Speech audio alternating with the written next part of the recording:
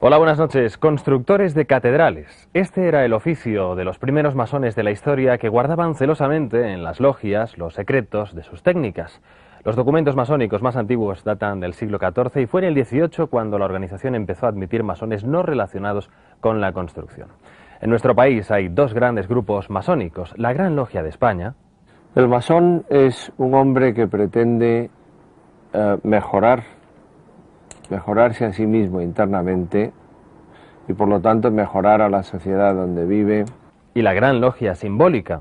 Creemos que en este caos aparente que es el mundo se puede producir algún tipo de orden, aunque sea proyectado por nuestra voluntad.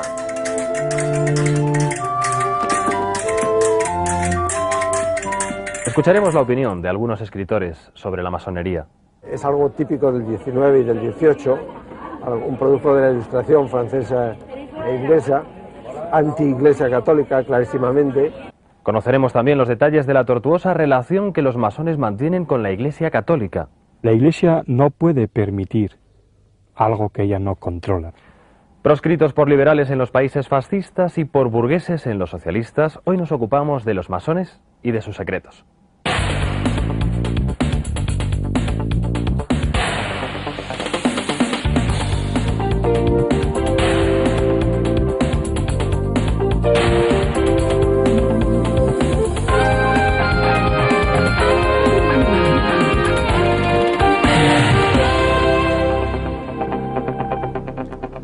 La masonería entró en España por influencia inglesa y fue entre el ejército y las clases altas donde encontró más adeptos. En 1936 se dividía entre el Gran Oriente español y la Gran Logia de España. El rito iniciático para formar parte de la hermandad ha sido siempre una de las actividades más herméticas y secretas de la masonería. En la serie El Olivar de Atocha de Televisión Española hemos encontrado una fiel recreación de todo el acto. La iniciación significa un acto voluntario deseado por el candidato de iniciar un proceso de esclarecimiento mental personal, de crecimiento íntimo. Bueno, ahora dame todos tus metales, Gregorio hijo. Debes ser despojado de toda vanidad.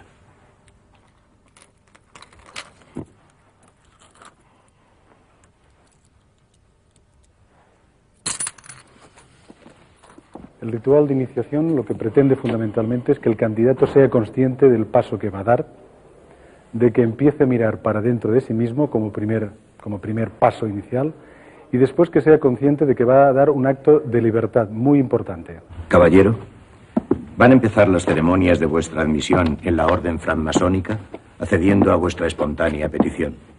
Si en cualquier momento os arrepentís del paso que vais a dar, servíos indicármelo y saldréis de este recinto sin que podáis ser molestado y sin obstáculos de ningún género. A la puerta del templo llaman profanamente. Venerable maestro, a la puerta del templo llaman profanamente. Ved quién llama de ese modo. ¿Quién va? Soy el hermano experto que conduce a un profano, el cual desea penetrar en nuestros augustos misterios. ¿Qué indiscreción es la vuestra, hermano experto? Continuamente durante este acto, durante esta ceremonia, lo que le van a pedir continuamente es si es consciente, primero, de lo que hace, por tanto le van a pedir un grado de conciencia elevado, y la segunda, de que empiece a mirarse para adentro, porque posiblemente, tal como decimos en masonería, quizá el principal enemigo esté dentro de sí mismo, y quizá lo primero que hay que hacer es conocerse a sí mismo, y a partir de ese momento empezará a ser un hombre libre. Hermano secretario, ¿es este el profano que esperábamos? Sí, venerable maestro. Dan de entrada. Lo que pretende toda la ceremonia de iniciación es que de manera consciente por parte del candidato se refuerce de manera intensa ese acto de libertad, ese acto voluntario y ese acto de mirarse hacia adentro.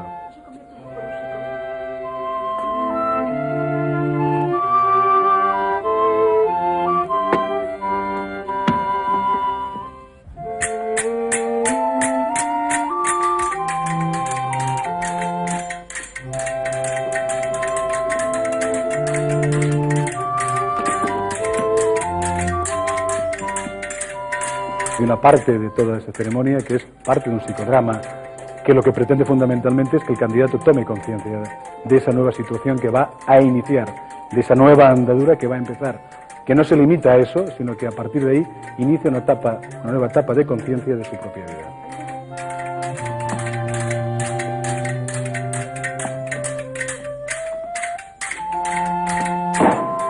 Este viaje quiere significar el conjunto de las pasiones humanas.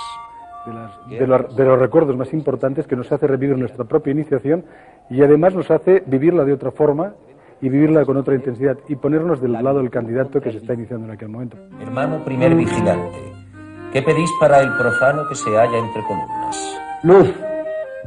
Hermano segundo vigilante, ¿qué pedís para el profano? Luz. Hermano orador, vos como representante de la ley, ¿qué solicitáis para el profano? Luz. Profano, ¿qué solicitáis de nosotros?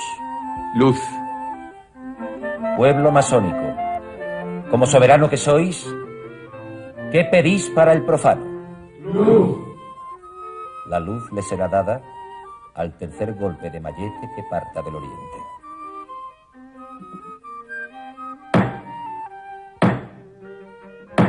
Estas espadas que os apuntan os anuncian que si traicionáis vuestro juramento, no escaparéis al oprobio de todos los masones extendidos por la superficie de la tierra. Pero también os anuncio que si os mantenéis fiel a vuestros principios, todos volarán en vuestra ayuda en caso de peligro. Hermanos, retirad las espadas. Un abogado vasco de 41 años ha sido investido el pasado día 7 en Vitoria como Gran Maestro de la Gran Logia Simbólica de España. Javier Otaola, funcionario del gobierno vasco que ocupa ahora la máxima dignidad de una de las logias más importantes de España, reflexiona sobre el futuro de la masonería en el siglo XXI. Creo que va a ir creciendo lentamente, creo que va a ser una masonería muy viva, muy activa, intelectualmente, con ganas de hacer cosas. Yo personalmente, que llevo ya 18 años en masonería, tengo, una experiencia formidable en mi vida personal. Para mí ha sido una experiencia muy estimulante, que me ha permitido, yo creo que ser mejor de lo que hubiera sido sin el trabajo masónico, y también me ha permitido conocer a mucha gente estimulante, interesante, que me ha enriquecido sin ninguna duda. El secreto con que la mayoría de los masones ejercen su obediencia ha colaborado a que se mantenga la leyenda negra que planea sobre las logias. A mí no me molesta que a una persona no le guste la masonería. A mí hay muchas cosas que no me gustan y por eso no me enfado, ¿no? Lo que sí me molesta es que haya gente que no le guste la masonería por razones completamente fantasiosas y absurdas. O sea, nuestra asociación respeta el derecho de cada hermano de darse a conocer como masón. Es una cosa que creemos que forma parte del ámbito de su libertad personal. Entonces, y además en esto no hacemos nada distinto de lo que dice la Constitución española en su artículo 16, que garantiza a todo español la libertad de no declarar sus ideas religiosas, filosóficas o políticas. Los objetos simbólicos presiden los ritos de los trabajos masónicos. Son elementos de construcción que evocan a quienes levantaron las catedrales hasta el siglo XVIII. Ahora, a través de la simbología, el masón se considera constructor de un mundo mejor. Si estamos aquí para construir, es que al menos creemos que cabe construir algo. Creemos que en este caos aparente que es el mundo se puede producir algún tipo de orden. Se puede producir algún tipo de orden aunque sea proyectado por nuestra voluntad, que ya es bastante. En realidad, toda la logia pretende ser una especie de taller de construcción y pretende evocar constantemente la idea de que estamos construyendo, que cada uno es un cantero, un constructor que tiene una obra entre manos. Hay elementos de medida. Es evidente que cuando tú contemplas un compás te sugiere unos elementos de medida, unos sentimientos de medida, de armonía, de control, de contención. No es lo mismo contemplar un compás que contemplar una metralleta. Es evidente que hay un diálogo de las cosas con las personas. Entonces, si encima esas cosas además están contempladas en un ambiente de armonía auditiva, de armonía moral, por el afecto, por la buena disposición con la que se trabaja, es evidente que esos símbolos tienen una potencia mucho mayor.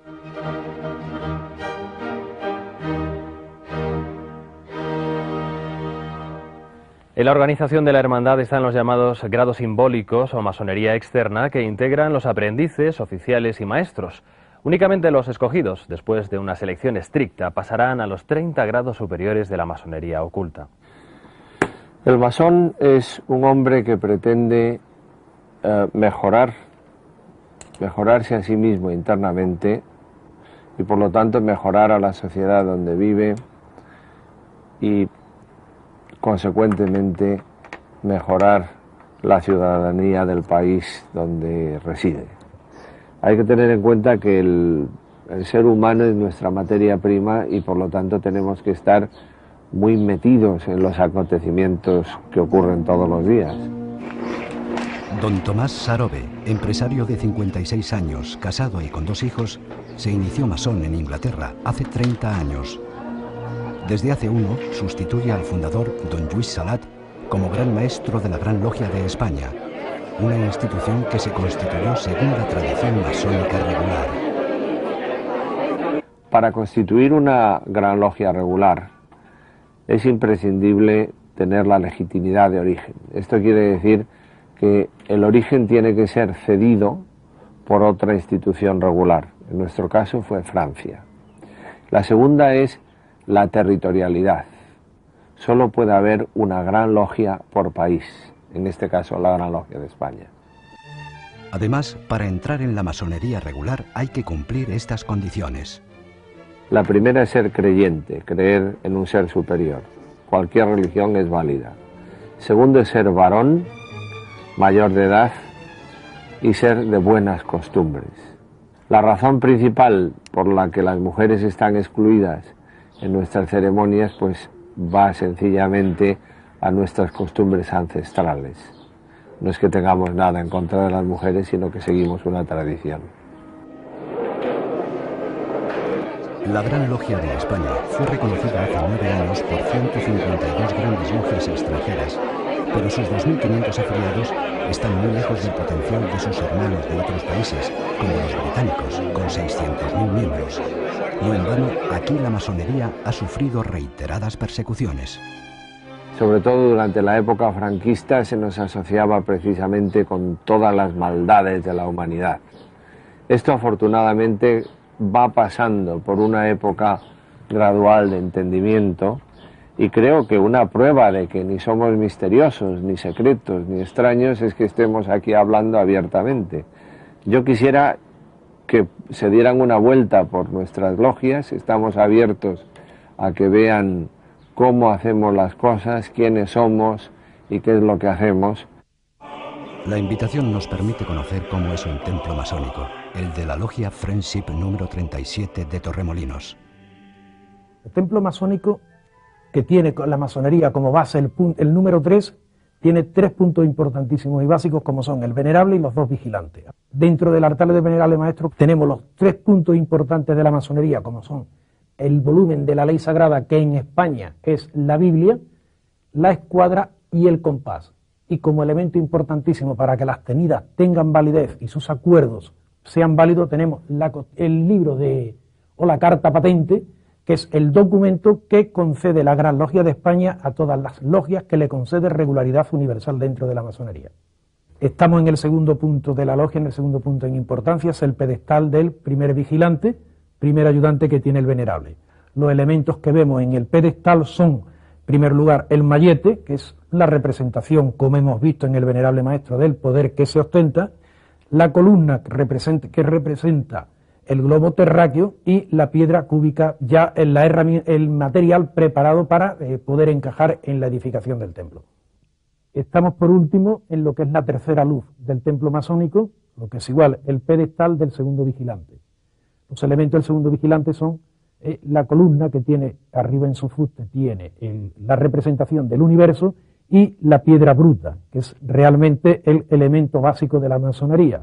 Por eso el segundo vigilante la tiene, porque es la representación de lo que es el masón, de lo que debe hacer el masón, que es pulimentar su propia piedra, su propia personalidad, para llegar a encajar en el edificio que se pretende construir.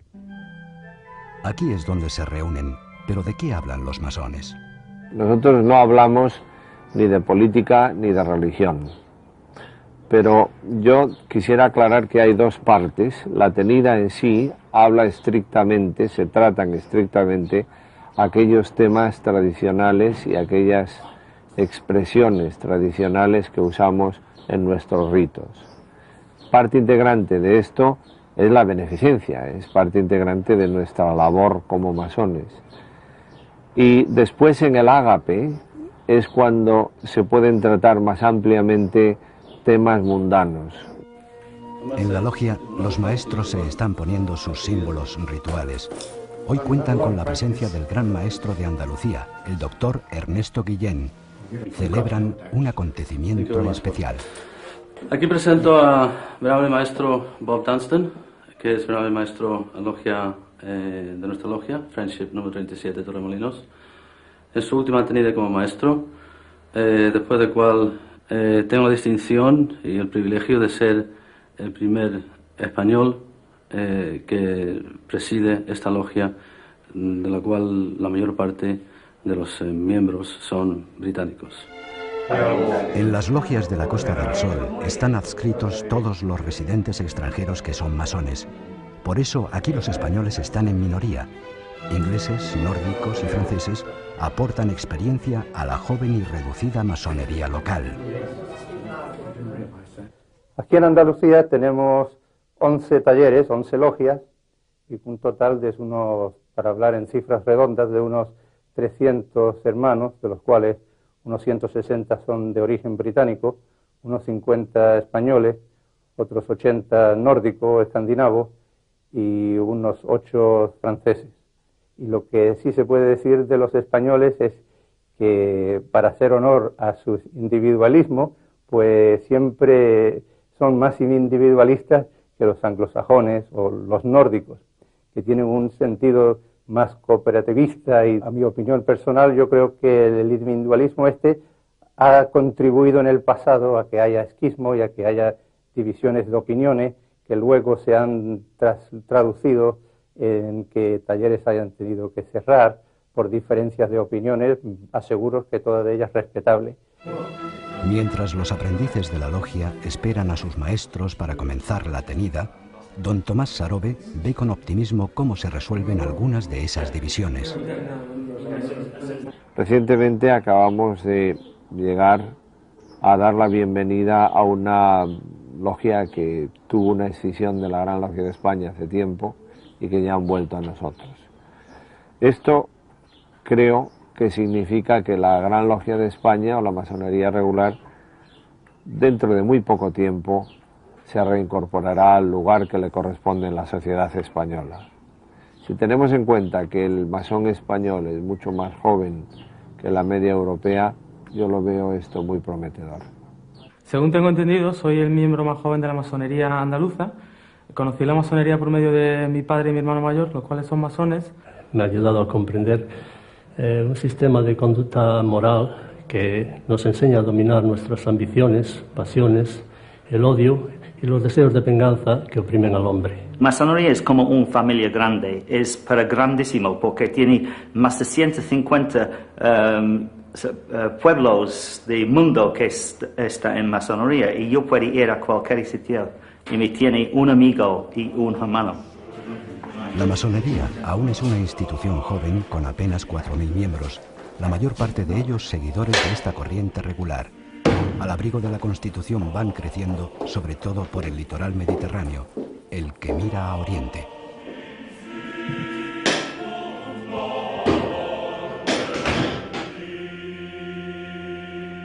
La masonería estaba prohibida en España desde 1940 y sus miembros perseguidos y castigados con la cárcel. En 1979 estas asociaciones secretas, que tenían una fuerte jerarquización con principios religiosos limitados a un simple deísmo, fueron legalizadas. En Testigo Directo hemos buscado la opinión de algunos escritores sobre lo que representa la hermandad y cuál puede ser su futuro. Eran sociedades secretas de apoyo en la lucha contra el absolutismo y el fanatismo de la religión, ¿no? Era introducir con los signos de la arquitectura, o sea, del racionalismo, un mundo de libertad dentro del oscurantismo. Se configura como un movimiento con sus propios ritos. Fue inmediatamente perseguido por la Iglesia Católica porque, en definitiva, ambos trabajaban en el mismo mercado en cuanto a las clientelas, y la masonería naturalmente además adquirió una fuerza política por razones excepcionales durante el siglo XVIII y sobre todo en el siglo XIX, que naturalmente le hacía enemigo de la Iglesia. Hombre, está tan bien organizada que siempre tendrá futuro, ¿no? Pero lo que se ha perdido un poco es el tabú de lo que era la masonería. La masonería antes daba miedo, daba un poco de prevención, daba recelo. Y ahora yo creo que se convive perfectamente con ella. Yo no creo que la masonería tenga ningún futuro. Me parece que es un vestigio del pasado, me parece que en estos momentos los impulsos espirituales que todos los seres humanos llevamos dentro están fraguando en un cambio de paradigma que no pertenece ya al judeocristianismo. Por lo tanto, creo que la masonería está condenada a extinguirse poco a poco y quizás sobreviva como sociedad filantrópica, como grupo de presión dentro de la economía mundial, pero eso, al fin y al cabo, no es más que adoración del becerro de oro, lo cual parece estar en contradicción con lo que inicialmente fueron las finalidades de la masonería. Mi bisabuelo Pepe era en grado 33 en la Logia Aurora de Cartagena, así que no sé yo quién eche tierra sobre su memoria. Era un tipo muy culto, era un tipo muy liberal y era una persona con horizontes muy abiertos, que después cuando llegó la guerra civil pues hubo que mis abuelos lo quemaron todo lo que quedaba del mandil y los libros y tal, pues bueno, porque llegaban las tropas nacionales y era peligroso tener eso en casa. La masonería, aunque admitía la participación de hombres de todas las religiones, no tardó mucho tiempo en despertar el recelo de la Iglesia católica. En 1738, el Papa Clemente XIII fue el primero que inició una serie de condenas contra la hermandad por su presunto liberalismo anticlerical. Y fue León XIII quien llegó a afirmar en 1884, en la encíclica Humanum Genus, que la masonería está en la parte del mundo capitaneada por el diablo. Hoy esta relación ha cambiado, pero la Iglesia sigue prohibiendo a los católicos pertenecer a la masonería. Nosotros hemos vivido en este pueblo hace unos años un terrible suceso con nuestro párroco, que ha denunciado parte de sus vecinos por haber tocado las campanas la noche de San Juan, porque él consideraba que el hecho de tocar la campana para llamar al fuego, para llamar a la hoguera al 23 por la noche, era un acto sacrilegio, según su teoría. La hoja parroquial publicada por la Iglesia aludía a las raíces más profundas de lo que en la forma solo aparecía en los juzgados como un uso indebido de campanas. Paulino, masón, boticario, mesonero y centro de la movida de Malieza, una pequeña aldea asturiana, aparecía reflejado como un pequeño Voltaire que lidera un ultraje a la Iglesia.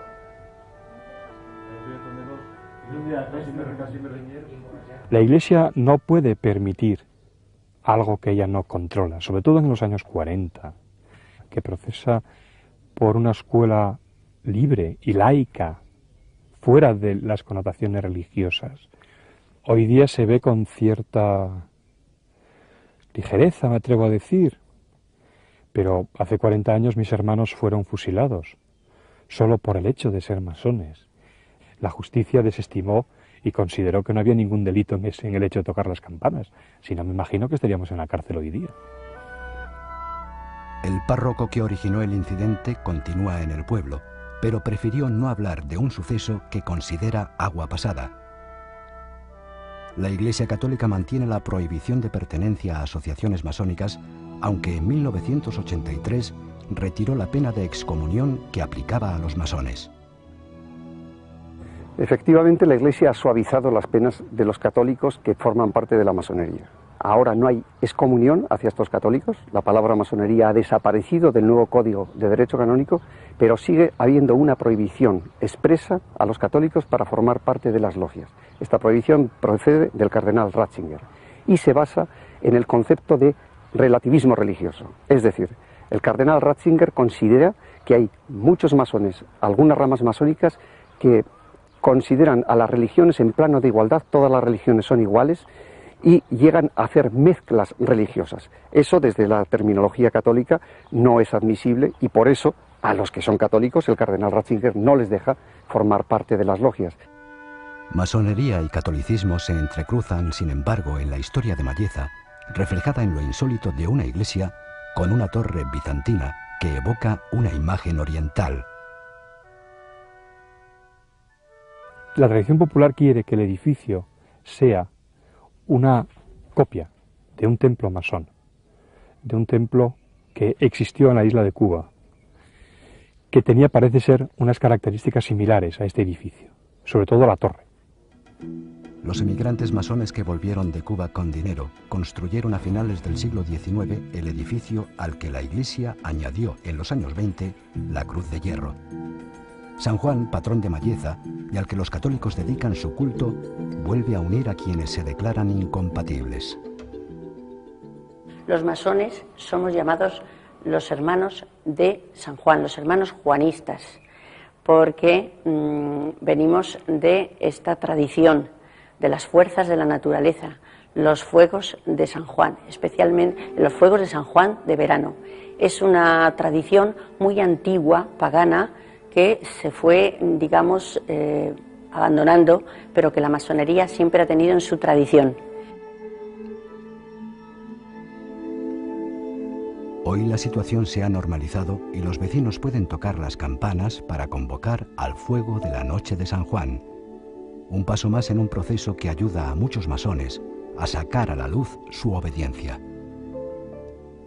Estuvo tantísimos años difamada, tantísimos años insultada, que tiene miedo. Yo reconozco que un poco la masonería tiene mucho miedo de que la gente siga pensando que somos un grupo de gente que andamos quemando cruces, matando niños o descuartizando ovejas, ¿no? Es decir, somos un grupo de gente que se reúne cada 15 días en un lugar cerrado, que discute de filosofía, que discute de arte, que discute de las cosas más naturales de la vida, con nuestros dos grandes tabús, que es la religión y la política, que son temas que normalmente no solemos tocar en nuestras reuniones. El horizonte aparece despejado para la obediencia masónica en España. Después de décadas de tormentas ideológicas y represivas, los masones parecen dispuestos a salir del mundo del silencio que favorece los recelos y los juicios distorsionados.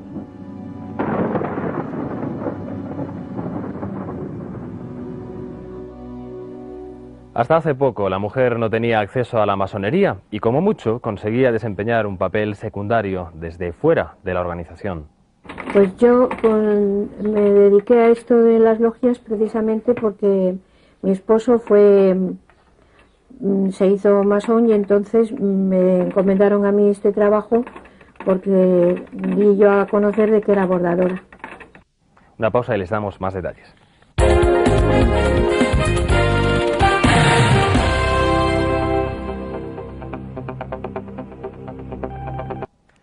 La única vinculación que tenían las mujeres con la hermandad consistía en bordar de forma artesanal los mandiles que se utilizan en los distintos ritos. Hemos contactado con una mujer que se ha dedicado a esta actividad durante muchos años. Ella está casada con un masón, vive en Valladolid y en algún momento de su vida deseó formar parte de la logia. Leonor, desde hace más de 15 años, se dedica a bordar los mandiles, las bandas y los collares que los masones usan en sus ceremonias.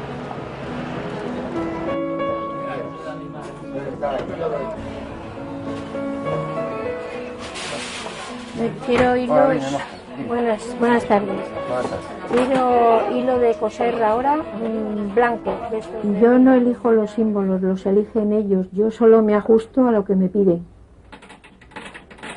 Al principio le tenían que decir cómo hacerlos, los símbolos que debía poner, los colores de los hilos, pero poco a poco ha ido aprendiendo y ahora es casi una experta. Todos los símbolos son los que pertenezcan al grado. Pero, por ejemplo, el primer grado, que yo sepa, no tiene ninguno porque es el mandil blanco. Y el segundo, lo mismo. Ya el tercero varía, porque es un mandil ya con alrededor, tiene una cinta roja y en la MB. Esto me parece que lo simbolizan como la unidad y la fraternidad de ellos, y luego tienen aquí el símbolo de la rosa, que es como en Oriente el loto.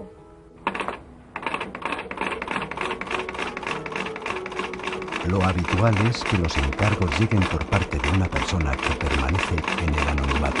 Si tengo confianza en alguna ocasión sí, pero generalmente se me suele olvidar, y como me lo encargan por teléfono la mayor parte de las veces, pues no hay ocasión.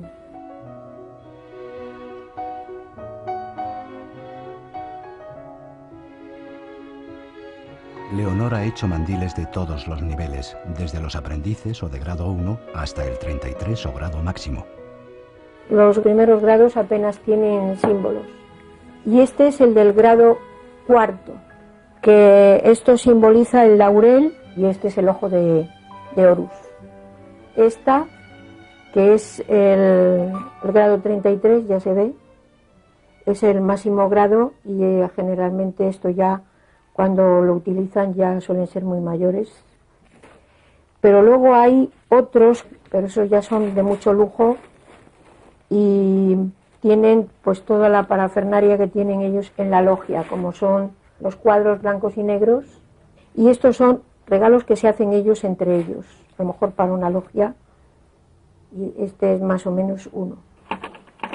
Aunque se siente orgullosa de su trabajo, nadie sabe a qué se dedica, excepto su entorno más próximo.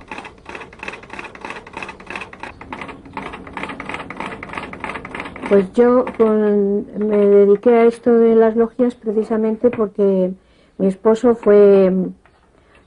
se hizo masón y entonces me encomendaron a mí este trabajo porque di yo a conocer de que era bordadora. Me han encargado cosas, las he mandado y yo no me entero quién es fulanito ni menganito. Nada más que yo lo hago, me pagan y punto. La satisfacción de mi trabajo es, claro, al entregarlo y que les guste, eso sobre todo. Ha tenido ocasión de tratar a los masones en los ágapes a los que a veces ha sido invitada por parte de la logia de su marido y también por su trabajo. Sí, por eso. Yo me encuentro, en cierto modo, que no funcionamos igual porque hay como un compromiso por parte de él y claro, siempre repercute en la pareja. Que a mí me ha gustado mucho cuando hemos hecho alguna cena juntos, pues ves como un cierto ambiente de hermandad y más o menos que nos aceptamos unos a otros como somos.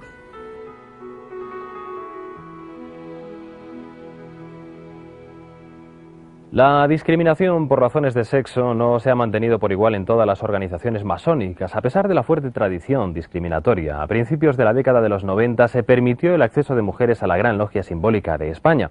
Ascensión no solo pertenece a una de las logias mixtas que existen en nuestro país, sino que además ocupa en ella un cargo de alta responsabilidad.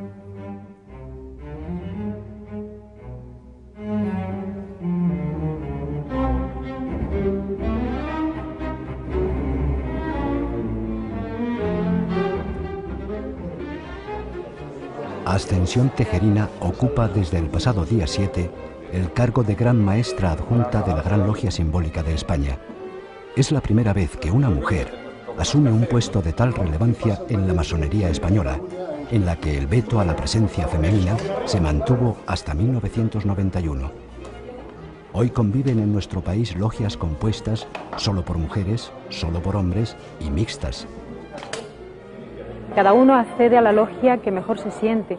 Quizás haya mujeres que se sientan mejor trabajando con otras mujeres, hombres que se sientan mejor trabajando ellos solos y personas que se sientan mejor trabajando juntas. Pero quizás el objetivo que yo tengo para este cargo es el poder quitar un poco la imagen negra que tiene la masonería, hacer que la gente de la calle nos conozca tal y como somos, con nuestras virtudes y con nuestros defectos.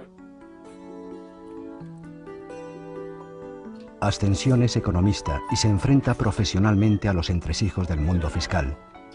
Vive con su marido, como muchos otros matrimonios de profesiones liberales, en una urbanización en las afueras de Sevilla. Hasta ahora dedicaba al trabajo masónico unas horas cada 2 semanas. A partir de su nombramiento, las responsabilidades de su nuevo cargo le ocuparán de forma mucho más intensa. Ascensión proclama sin reparos su pertenencia a la obediencia masónica, aunque reconoce que no todos se atreven a hacer lo mismo. Puede afectar bastante negativamente, por desgracia, con la imagen negra que ha habido de la masonería en el tiempo del franquismo. Esto puede afectar negativamente y de hecho ha afectado a muchos hermanos negativamente en su mundo laboral y en su torno también a veces de amigos. Este no es el caso de esta pareja que comparte trabajo en logia y vida privada. José Luis parece vivir con una gran dosis de complicidad las nuevas responsabilidades de su esposa. Un té verde con hierbabuena, auténtica especialidad de la casa, nos ayuda a acercarnos un poco a este matrimonio que lucha sobre todo por poner en un plano de absoluta normalidad su pertenencia masónica. Yo estoy casada con una persona que también es masón. Él entró en la masonería creo que aproximadamente por el año 83. Yo entré más tarde porque en aquel momento no había una masonería mixta en Sevilla, y cuando pude enterarme que había una logia mixta en Madrid fue aproximadamente en el año finales del año 90, el año 91, que fue cuando yo me incorporé a la masonería. Tengo como norma que en mis círculos de amistad suelo declarar que soy masón, por si a alguien este aspecto pudiera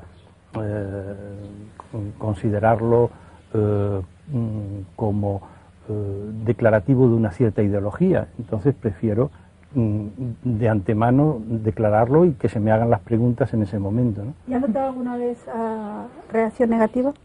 No, reacción negativa no, sorpresa sí.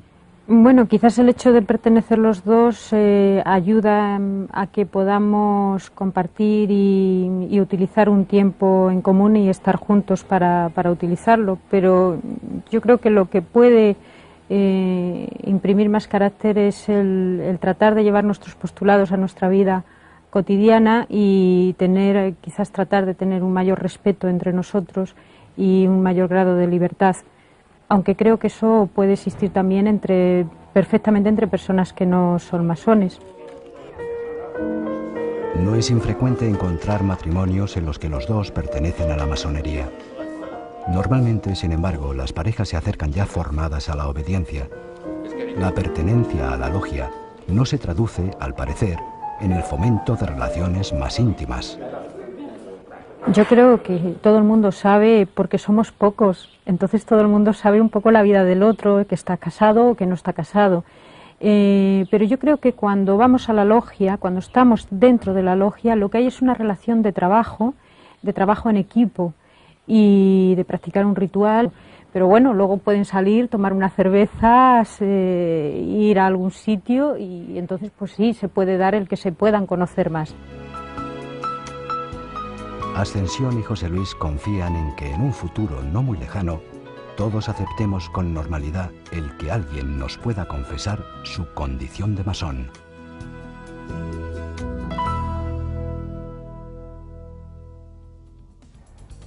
La masonería, a pesar de estar proscrita en distintas etapas de su existencia, ha podido realizar importantes aportaciones a la historia.